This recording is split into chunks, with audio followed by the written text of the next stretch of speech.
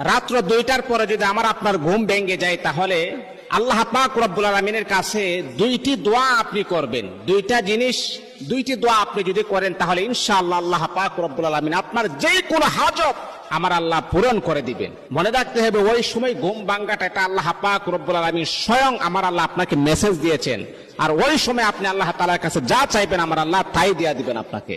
এই জন্য আমার প্রিয় বন্ধুগণ, বিশ্ব নবী মদিনার কামলিওয়ালা নবী সাহাবায়ে কেরামকে বললেন, ও আমার সাহাবীরা শোনো শোনো, রাতের বেলা তোমরা যখন গভীর রাত্রে যখন ঘুমিয়ে যাও, হঠাৎ করে যখন তোমাদের ঘুম যখন ভেঙে যাবে, তখন তোমরা পড়বা লা ইলাহা ইল্লাল্লাহু ওয়াহদাহু লা শারীকা লাহু লাহুল মুলকু ওয়া লাহুল হামদু ওয়া হুয়া আলা কুল্লি শাইইন কাদির।